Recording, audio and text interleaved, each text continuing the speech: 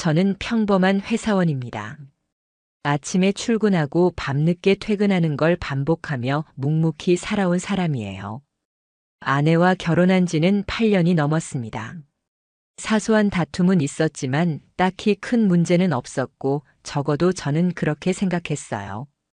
근데 그게 완전히 착각이었더라고요. 모든 건 호텔 멤버십 문자 한 통에서 시작됐습니다. 그날도 저는 회사에서 야근을 마치고 지친 몸을 이끌고 집에 돌아왔어요. 집 현관문 비밀번호를 누르면서도 머릿속에는 오직 샤워하고 자고 싶다는 생각뿐이었죠. 현관에 들어서자 아내는 여느 때처럼 조용히 앉아 있었어요. TV에서는 예능이 나오고 있었고 테이블 위엔 반쯤 마신 와인잔이 놓여 있었습니다. 그날따라 분위기가 좀 이상했지만 저는 피곤해서 대충 넘어갔습니다. 샤워를 마치고 거실에 나와 핸드폰을 확인했는데 낯선 번호로부터 온 문자 하나가 눈에 들어왔습니다. 땡땡 호텔 회원님. 이번 주 적립된 숙박 포인트는 1200점입니다. 누적 총 9600점으로 등급 유지 조건을 만족하셨습니다. 호텔 멤버십이요? 저는 단 한 번도 그 호텔에 가본 적이 없었습니다. 더 이상했어요. 문자에 적힌 날짜는 딱 일주일 전 제가 지방 출장 간 날이었습니다. 순간 제 머리가 멍해졌습니다. 이게 뭐지? 누가 내 번호로 호텔 예약을 했나? 처음엔 스팸이라고 생각했어요. 요즘 이상한 광고 문자 많잖아요. 근데 그 문자 하단에 내 포인트 확인하기라는 링크가 있어서 호기심 반 의심 반으로 눌러봤습니다. 그랬더니 제 실명으로 가입된 호텔 멤버십 계정이 뜨는 겁니다. 주민번호 뒷자리는 숨겨져 있었지만 가입자 이름은 제 이름 그대로였어요. 더 황당했던 건 그 계정의 숙박 내역이었어요. 로그인 기록을 보니까 작년 가을부터 매달 1회 이상 그 호텔이나 관련 계열 호텔에서 숙박이 등록돼 있었던 거예요. 예약자명은 항상 제 이름으로 되어 있었고 카드 결제는 아내 카드가 사용되었어요. 하지만 저는 그 호텔 이름조차 생전 처음 봤습니다. 가장 최근 이용 날짜는 불과 7일 전 금요일, 그날은 제가 지방으로 외근을 나갔던 날이에요. 저는 그날 저녁부터 다음 날까지 거의 1박 2일로 돌아다녔습니다. 그리고 아내는 그날 친정에 간다고 했어요. 친정 어머니가 허리가 안 좋으셔서 하루 도와주고 온다고 말했죠. 저는 그걸 믿었고 의심도 하지 않았습니다. 근데 그 친정이라는 말이 호텔 숙박 내역과 정확히 겹친다는 걸 본 순간 제 안에서 이상한 감정이 확 올라왔습니다. 뭔가 있다. 이건 우연이 아니다. 저는 그렇게 직감했어요. 그래서 그날 밤 잠도 못 자고 호텔 앱을 더 파헤치기 시작했습니다. 정확한 체크인 날짜, 체크아웃 시간, 예약한 룸 타입까지 다 확인됐고 그게 다 2인 기준 룸이었습니다. 왜 혼자 자는데 더블룸을 예약해? 그 순간 제 머릿속에서 아내가 다른 남자와 호텔에 있었다는 끔찍한 상상이 떠오르기 시작했습니다. 그러고 보니 아내는 요즘 어딘가 들뜬 느낌이 있었어요. 평소에 잘 꾸미지도 않던 사람이 갑자기 향수도 바꾸고 옷도 화려한 걸 입기 시작했어요. 친정 간다는 말도 최근 몇 달 사이 부쩍 자주 했던 것 같아요. 내가 모르는 누군가와 호텔에서 시간을 보내고 있는 거 아닐까, 그 생각이 머릿속에서 지워지질 않았어요. 그리고 다음 날 저는 출근길에 제 아내 명의 카드 사용 내역을 뽑아보기로 했습니다. 가족 카드라 사용 내역을 어렵지 않게 뽑을 수 있었죠. 사용 내역을 보고 저는 놀라지 않을 수 없었습니다. 제가 직접 쓰지 않은 날짜에 호텔 계열 레스토랑에서의 결제, 스파샵 결제, 꽃집, 영화관까지 그 모든 기록이 딱 호텔 숙박 날짜에 맞물려 있었습니다. 명백한 증거였어요. 이건 단순한 오해나 착각이 아니라 의도적이고 반복된 행동이었습니다. 저는 아내에게 물어보지 않았습니다. 아직은 그럴 타이밍이 아니라고 생각했어요. 대신 확실한 증거를 더 모으기로 했습니다. 그날 이후 저는 아내를 유심히 관찰하기 시작했습니다. 평소엔 무심코 지나쳤던 행동 하나하나가 이제는 다 의심으로 보였어요. 아내는 여전히 아무 일 없다는 듯 행동했습니다. 일정하게 퇴근하고 저녁 준비하고 가끔 TV 보다가 잠들고 늘 그랬던 것처럼요.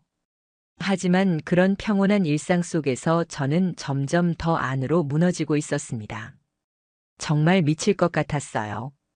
이 사람을 믿고 살아왔는데 내가 모르는 무언가가 우리 집 안에서 계속 움직이고 있었다는 사실에 온몸이 떨렸습니다. 그래서 저는 직장 동료 중 컴퓨터에 밝은 후배한테 호텔 멤버십 앱을 모르게 캡처하고 추적할 수 있는 방법을 물었습니다. 그 친구는 제가 무슨 일인지는 묻지 않았어요. 가족 몰래 앱 감시하는 거냐고 웃으며 넘겼고 전 그냥 응이라고만 했습니다. 그 후 아내 핸드폰에 몰래 원격 캡처 앱을 설치했습니다. 아이폰은 어렵지만 다행히 아내는 안드로이드였거든요. 처음 설치하고 하루 이틀은 아무것도 없었어요. 그러다 일주일 후 금요일 아내는 다시 친정 간다고 말했습니다. 전 그날을 기다렸습니다. 회사에선 반차를 내고 아예 재택근무로 바꿔서 하루 종일 아내의 움직임을 감시했어요. 아내는 오전 10시에 집을 나섰습니다. 핸드백 안에 폰이 있어서 위치가 실시간으로 확인됐어요. 처음엔 버스를 타고 정말 친정 쪽으로 향하더라고요. 순간 저도 혼란스러웠어요. 정말 친정이었나? 내가 오해한 건가? 하지만 그건 아주 치밀한 연막이었습니다. 한 정거장 앞에서 내린 아내는 택시를 잡아탔습니다. 그 다음 위치는 호텔 딱 그 포인트 적립 내역에 나왔던 호텔이었습니다. 이름도 똑같고 지도상 주소도 일치했습니다. 이 정도면 더는 의심할 여지도 없다고 생각했어요. 그래서 전 그 호텔을 직접 찾아갔습니다.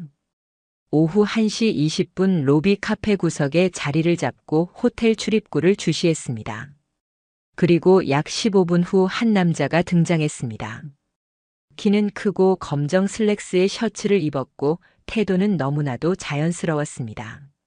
그 남자는 로비를 지나 엘리베이터로 향했고 곧이어 아내가 내려왔습니다.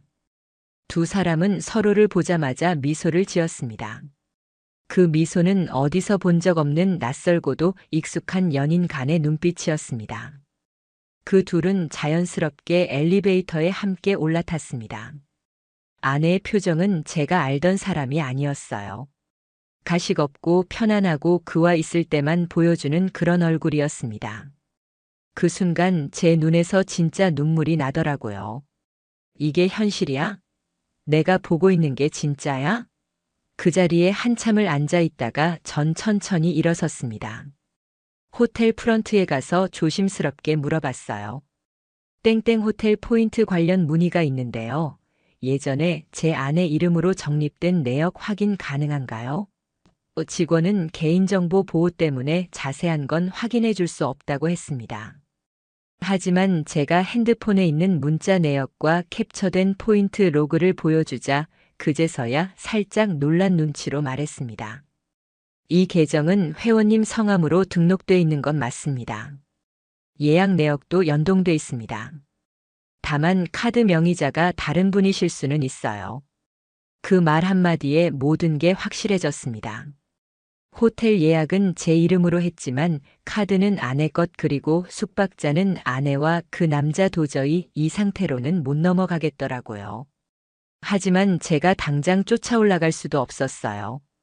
정확한 증거가 필요했기 때문이죠.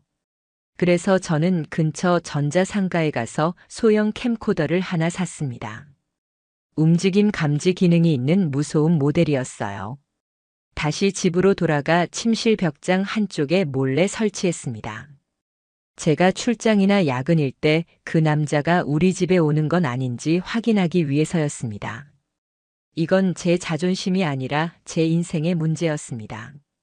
내 아내가 내 집에서 다른 남자와 무엇을 하고 있는지 확인도 못한 채 모른 척 산다는 건 저한테는 죽기보다 더한 모욕이었어요. 그래서 저는 이제부터라도 끝까지 다 추적하기로 결심했습니다. 그날 이후로 저는 출장이 생겼다는 핑계를 대고 일부러 하루 외박을 계획했습니다. 그건 진짜 출장이 아니었습니다. 전 그저 근처 고시원 하나를 빌려 몰래 지켜볼 수 있는 장소에 몸을 숨겼습니다. 우리 집 침실 벽장 안에는 작동 중인 소형 캠코더가 있었고 제 휴대폰엔 실시간으로 알림이 오도록 설정해놨습니다. 밤 8시가 조금 넘었을 무렵 아내는 집에 도착했습니다. 혼자였습니다. 처음엔 평소처럼 TV를 보더군요. 그리고 9시 12분 도어락이 울렸습니다. 삐 소리와 함께 문이 열리고 그 남자가 들어왔습니다. 그 남자 제가 호텔에서 봤던 그 남자였습니다. 그는 너무 자연스럽게 슬리퍼를 신고 들어왔고 냉장고를 열고 무언가를 꺼냈습니다. 그리고 아내는 마치 오랜만에 본 연인처럼 그에게 미소를 지으며 다가갔습니다. 오늘은 일찍 왔네 그냥 보고 싶어서 두 사람의 목소리가 녹음되고 있었습니다. 그리고 영상도. 침실에 설치된 카메라가 모든 걸 담고 있었어요. 그 순간 전 두 손을 꽉 쥐었습니다.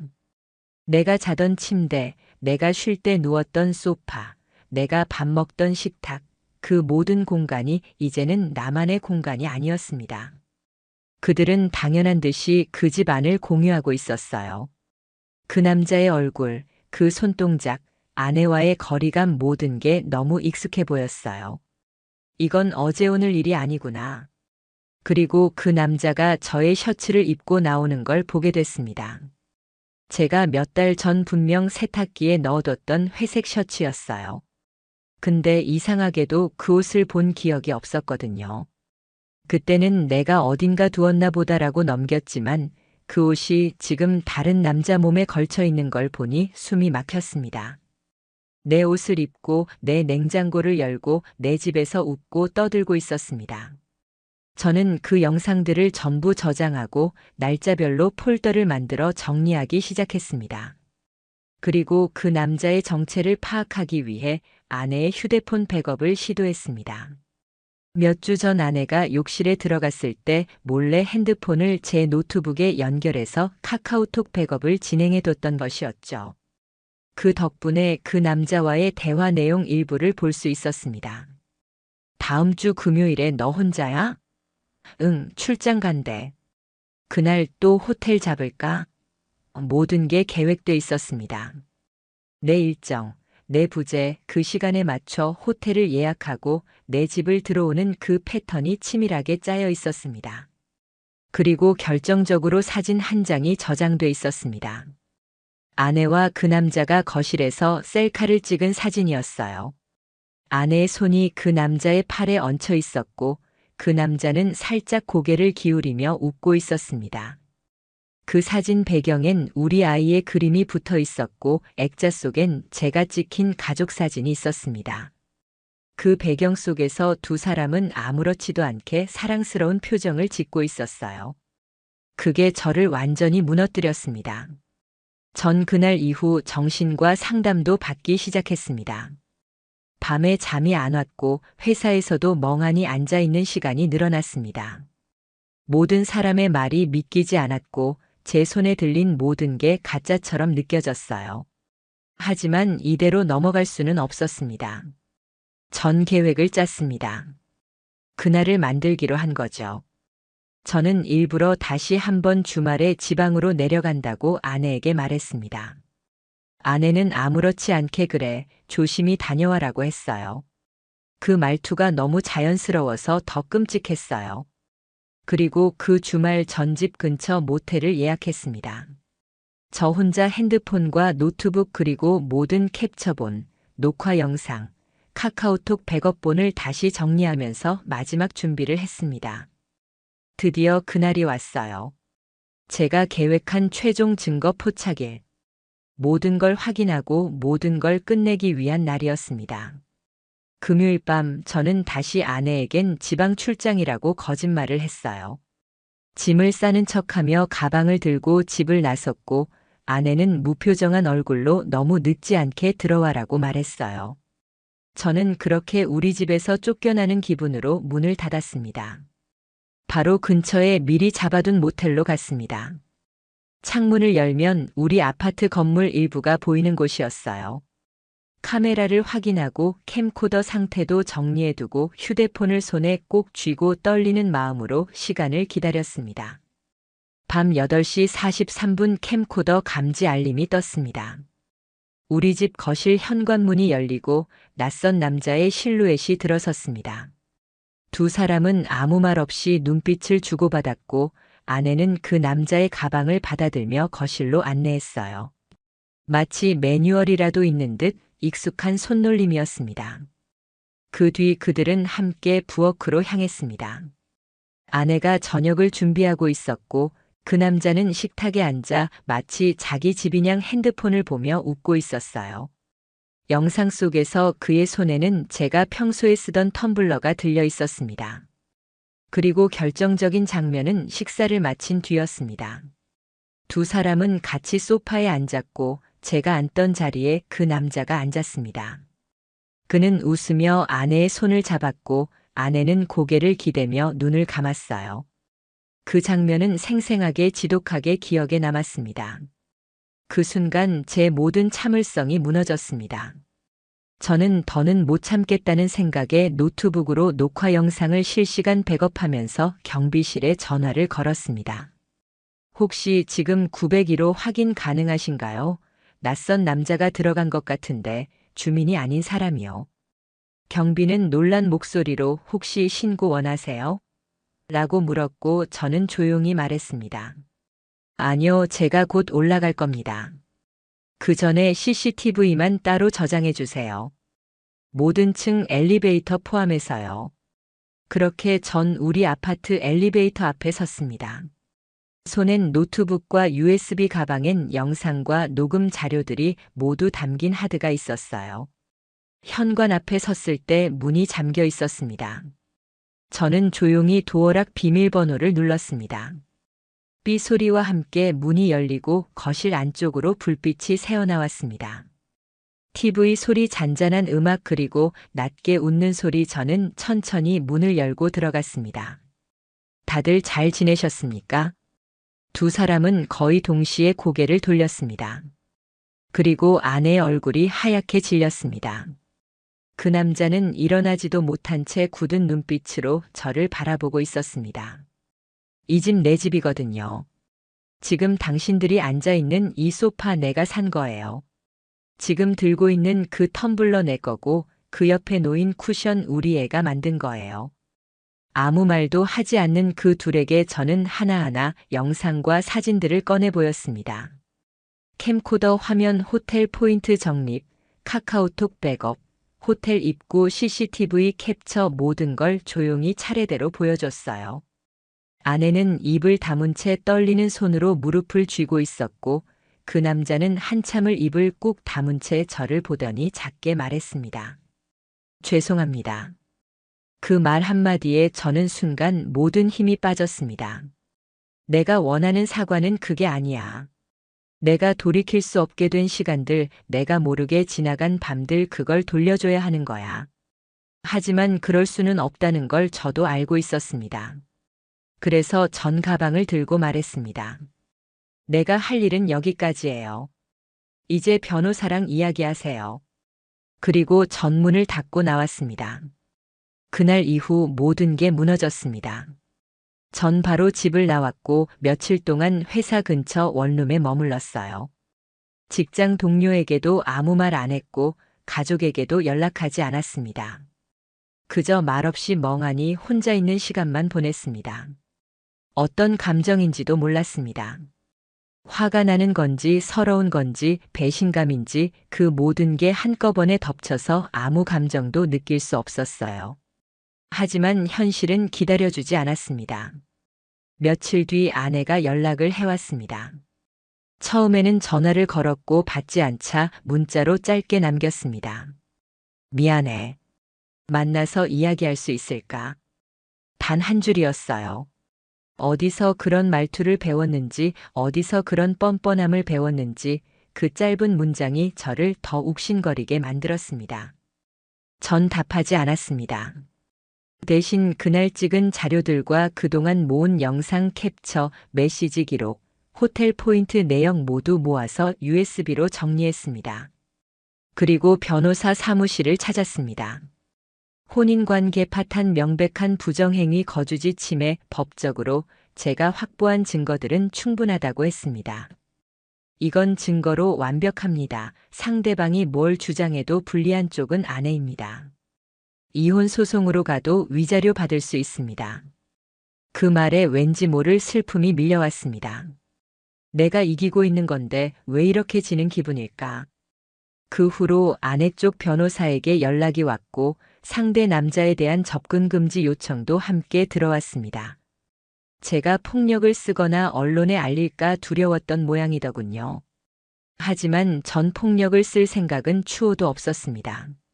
내가 그렇게까지 비참해질 이유는 없었어요. 조정 절차를 거치고 이혼이 확정되기까지 몇 개월이 걸렸습니다. 그 시간 동안 저는 모든 걸 내려놨습니다. 가족 사진은 정리했고 아내와 함께한 물건들은 전부 박스에 담아 창고로 옮겼습니다. 소파도 버렸고 식탁도 바꿨습니다. 그 사람과 함께 웃던 그 장소를 다시는 기억하고 싶지 않았기 때문이었습니다. 그 남자와 아내는 결국 함께하지 못했습니다.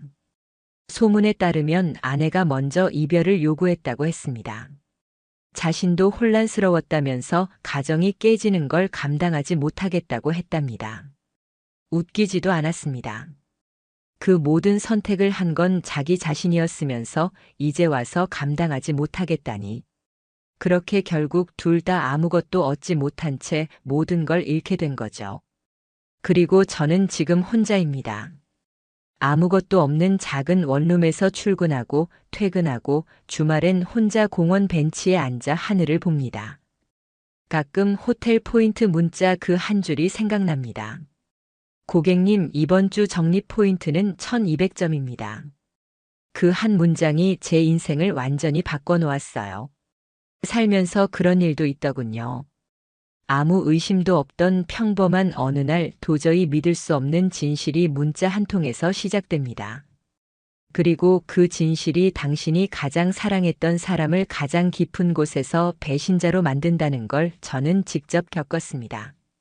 다시는 누구도 믿지 않을 겁니다. 믿음은 깨지는 게 아니라 파괴되는 거니까요.